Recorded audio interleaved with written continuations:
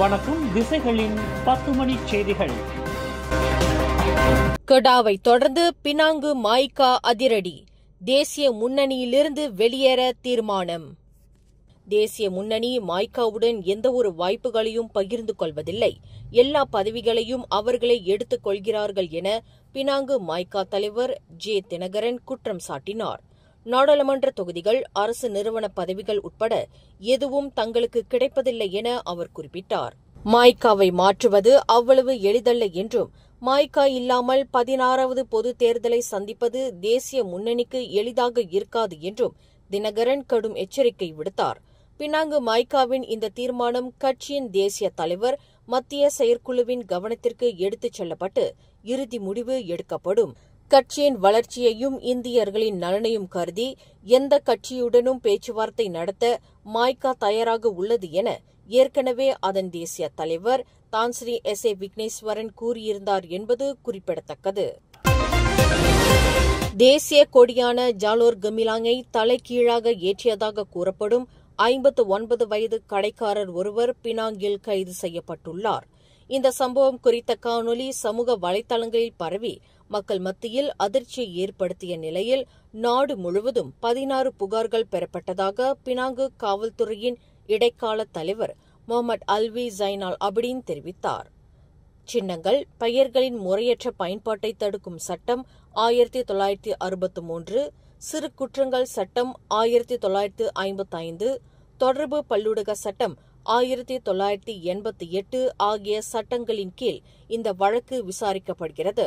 தேசிய கொடியை அவமதிக்கும் செயலை ஒருபோதும் ஏற்றுக்கொள்ள முடியாது என்றும், இத்தகைய செயல்களில் ஈடுபடுவோர் மீது கடும் நடவடிக்கை எடுக்கப்படும் என்றும் காவல்துறை எச்சரித்துள்ளது. பினாங்கு இந்து அறப்பணி வாரியத்தின் புதிய தலைவராக ஜெலுத்தோங் நாடாளுமன்ற உறுப்பினர் RSN ராயர் நியமிக்கப்பட்டுள்ளார். மேலும் துணைத் தலைவராக செனட்டர் ஏ. லிங்கேஸ்வரன் நியமிக்கப்பட்டார். புதிய தலைவரின் தலைமையில் பினாங்கில் உள்ள இந்து சமூகத்திற்கு சேவை செய்யவும், அவர்களை மேம்படுத்தவும் இணைந்து பணியாற்றுவோம் என அவ்வாரியம் நம்பிக்கை தெரிவித்துள்ளது.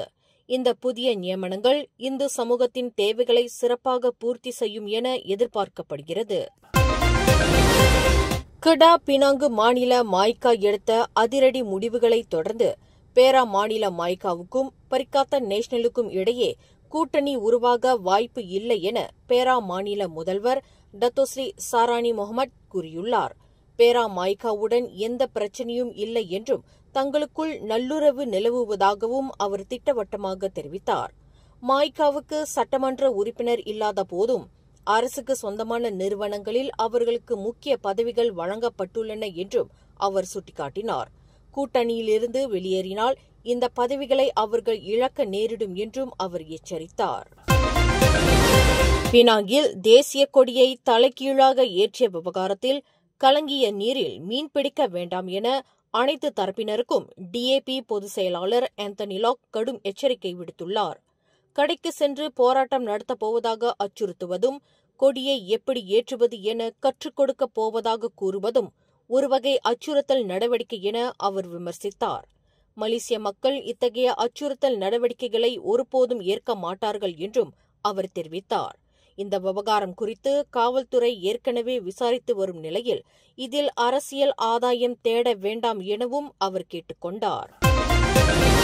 மலேசியாவிலேயே முதன்முறையாக அடுத்த ஆண்டு முதல் உயர்கல்வி பயிலும் மாணவர்களுக்கு இலவச கல்வியை வழங்க சரவா அரசாங்கம் அதிரடியாக அறிவித்துள்ளது. சுமார் 600 மில்லியன் ரிங்கெட் செலவில் வழங்கப்படும் இந்த இலவச கல்வி மாநிலத்திற்கு சொந்தமான 4 பல்கலைக்கழகங்களில் வழங்கப்படும் 64 படிப்புகளுக்கு மட்டுமே பொருந்தும் என சரவா மாநிலத்தின் கல்வி, புத்தாக்கம், மாநில திறன் மேம்பாடு துணை அமைச்சர் அன்வார் ரபி தெரிவித்தார். தேர்தல்களில் இவ்வாறான வாக்குறுதி கொடுக்காத போதும் சரவா மாணவர்களின் நலன் கருதியே இந்த திட்டம் செயல்படுத்தப்படுவதாக அவர் குறிப்பிட்டார். இந்த முன்னோடி திட்டம் சரவா மக்களின் கல்வி மேம்பாட்டிற்கு முக்கியத்துவம் அளிப்பதாக பல தரப்பினராலும் பாராட்டப்பட்டு வருகிறது. சரவா தொழில்நுட்ப பல்கலைக்கழகம், கர்டன் மலேசியா பல்கலைக்கழகம், சரவா ஸ்வின்பர்ன் பல்கலைக்கழகம், ஐகேட்ஸ் பல்கலைக்கழகம் ஆகிய உயர்கல்வி நிலையங்கள் இத்திட்டத்தில் அங்கம் வகிக்கின்றன. உள்நாட்டு மாணவர்களுக்கான வாய்ப்புகளை வெளிநாட்டு மாணவர்கள் பறித்துக் கொள்வதாக எழுந்த குற்றச்சாட்டுகளை உயர்கல்வி அமைச்சர் டத்தோஸ்ரீ ஜம்ரி அப்துல் காடீர் கடுமையாக மறுத்துள்ளார். மலேசிய பொது பல்கலைக்கழகங்களில் பயிலும் மாணவர்களில் 97.26 விழுக்காட்டினர் உள்நாட்டு மாணவர்கள் என்றும் வெறும் 2.74 விழுக்காட்டினர் மட்டுமே வெளிநாட்டினர் என்றும் அவர் புள்ளி விவரங்களை வெளியிட்டார். வெளிநாட்டு மாணவர்களுக்கு உள்நாட்டு மாணவர்களை விட குறைவான கட்டணம் வசூலிக்கப்படுவதாக கூறப்படுவதும் முற்றிலும் தவறான தகவல் எனவும் அவர் விளக்கமளித்துள்ளார். இத்தகைய ஆதாரமற்ற குற்றச்சாட்டுகள் அரசாங்கத்தின் மீது மக்களுக்கு கோபத்தை ஏற்படுத்தும் நோக்கத்தில் பரப்பப்படுவதாக கூறிய அவர் இத்தகைய செயல்களை உடனடியாக நிறுத்திக் கொள்ள வேண்டும் என வலியுறுத்தினார். அம்னோவும் டிஏபியும் நெருங்கியதால் தேசிய முன்னணி ஒரு வெற்றுக்கூடு ஆகிவிட்டதாகவும் மாசிசா கூட்டணியை விட்டு வெளியேற இதுவே சரியான நேரம் என்றும் முன்னாள் மாசிசா துணைத் தலைவர் டத்தோஸ்ரீ தி லியான் கர் தெரிவித்துள்ளார். அம்னோ டிஏபியின் இந்த நெருங்கிய உறவு எம்சிஏவுக்கு பெரும் அச்சுறுத்தலாகவும் அதன் அடித்தட்டு தொண்டர்களுக்கு ஏமாற்றமாகவும் இருப்பதாக அவர் சாடினார். மாய்கா, மாசிசா ஆகிய கட்சிகளின் ஆதரவு இல்லாமலேயே தேர்தலில் வெற்றி பெற முடியும் என இந்த இரு கட்சிகளும் நினைப்பதாகவும் அவர் கூறினார். ஆகையால் அரசியல் கௌரவத்தை இழப்பதற்கு முன்பு மாசிசா ஒரு முடிவெடுக்க வேண்டும் என அவர் வலியுறுத்தினார். மலேசியாவில் தமிழ் கல்வியின் எதிர்காலத்தை வலுப்படுத்தும் நோக்கில் மலேசிய தமிழ் பள்ளிகளின் முன்னாள் மாணவர் சங்கங்களின் 16வது தேசிய மாநாடு செப்பாங் தஞ்சோங் ரூ அகாடமி நகரான் மலேசியாவில் வெற்றிகரமாக நடைபெற்றது. தமிழ் பள்ளிகளின் வளர்ச்சி, பண்பாட்டு காப்பு, முன்னாள் மாணவர் வலையமைப்பை வலுப்படுத்துவது குறித்து மாநாட்டில் விரிவாக விவாதிக்கப்பட்டது. தமிழ் கல்வியின் தொடர்ச்சியான முன்னேற்றத்திற்கு முன்னாள் மாணவர்களிடையே ஒற்றுமை மிகவும் அவசியம் என சங்க தலைவர்கள் வலியுறுத்தினர். சமூக முன்னேற்றத்தில் முன்னாள் மாணவர் சங்கங்களின் முக்கிய பங்கை இந்த மாநாடு மீண்டும் ஒருமுறை உறுதிப்படுத்தியுள்ளது. ஸ்லாங்கூர் கோலாலம்பூரில் போலியான அனுமதியுடன் இயங்கி வந்த 22 கேளிக்கை விடுதிகளில் நடத்தப்பட்ட ஓப்ஸ் மெகா அதிரடி சோதனையில் 288 வெளிநாட்டினர் கைது செய்யப்பட்டுள்ளனர். கைது செய்யப்பட்டவர்களில் விடுதி பொறுப்பாளர்கள், ஊழியர்கள், 170 வாடிக்கையாளர்கள், 66 மியன்மார் நாட்டு பெண்கள் என அனைவரும் வெளிநாட்டினர் ஆவர் என புகிடமான் குற்றப் புலனாய்வுத் துறையின் இயக்குநர் டத்தோ எம் குமார் குறிப்பிட்டார். நேற்றிரவு 10:30 மணியளவில் நடத்தப்பட்ட இச்சோதனையின் போது பணம், மதுபானங்கள், பல்வேறு ஆவணங்கள் பறிமுதல் செய்யப்பட்டதாகவும் ஊராட்சி மன்றங்களும் தீயணைப்புத் துறையும் இந்த நடவடிக்கையில் இணைந்து செயல்பட்டதாகவும் காவல்துறை தெரிவித்துள்ளது. குற்றவியல் சட்டம், குடியேற்ற சட்டம் உட்பட பல்வேறு சட்டப் பிரிவுகளின் கீழ் கைது செய்யப்பட்டவர்கள் விசாரிக்கப்பட்டு வருகின்றனர். ஸ்லாங்கூர் தமான் எக்கோ ரிம்பா வனப்பூங்காவில் உள்ள நீர்வீழ்ச்சியில் குளித்துக் கொண்டிருந்த இருவர் படுகாயமடைந்த சம்பவம் பெரும் பரபரப்பை ஏற்படுத்தியுள்ளது. படுகாயமடைந்தவர்களில் ஒரு 19 வயது இந்தோனேசிய இளைஞருக்கு தோள்பட்டையிலும் விலா எலும்புகளிலும் காயம் ஏற்பட்டது. மற்றொரு 30 வயது மதிக்கத்தக்க நபருக்கு காலிலும் தலையிலும் காயம் ஏற்பட்டுள்ளது என ஸ்லாங்கூர் மாநில தீயணைப்பு மீட்புப் படையின் உதவி இயக்குநர் ஹமட் முக்லிஸ் மொக்தார் தெரிவித்தார்.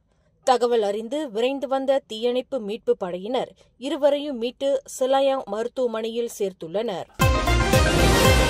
ஜொஹோர் இஸ்கண்டார் புத்திரியில் உள்ள லிங்கடுவ நெடுஞ்சாலையில் சூப்பர்மேன் போல் ஆபத்தான முறையில் மோட்டார் சைக்கிள் சாகசத்தில் ஈடுபட்ட 4 இளைஞர்கள் கைது செய்யப்பட்டுள்ளனர். காவல்துறையினரின் உளவு தகவல்களாலும் பொதுமக்களின் உதவியுடனும் 18 முதல் 25 வயதுக்குட்பட்ட அந்த 4 இளைஞர்கள் இன்று அதிகாலை கைது செய்யப்பட்டதாக இஸ்கண்டார் புத்ரி மாவட்ட காவல்துறை தலைவர் அசிஸ்டன்ட் கமிஷனர் எம் குமரேசன் தெரிவித்தார். இவர்களின் செயல் தங்களுக்கும் பிற சாலை பயணிகளுக்கும் ஆபத்தானது என்றும் இதுபோன்ற செயல்களில் ஈடுபடுவோர் மீது கடுமையான நடவடிக்கை எடுக்கப்படும் என்றும் காவல்துறை எச்சரித்துள்ளது. இந்த வழக்கில் குற்றம் நிரூபிக்கப்பட்டால் 5 ஆண்டுகள் வரை சிறை தண்டனையும் 15,000 ரிங்கிட் அபராதம் விதிக்கப்படலாம். மேலும் செய்திகளை தெரிந்து கொள்ள கீழே இருக்கும் பெல் பட்டனை அழுத்துங்கள். உங்கள் மகிழ்ச்சியை வெளிப்படுத்த லைக் மற்றும் ஷேர் செய்யுங்கள். தொடர்ந்து திசைகளோடு இணைந்திருக்க சப்ஸ்கிரைப் செய்யுங்கள்.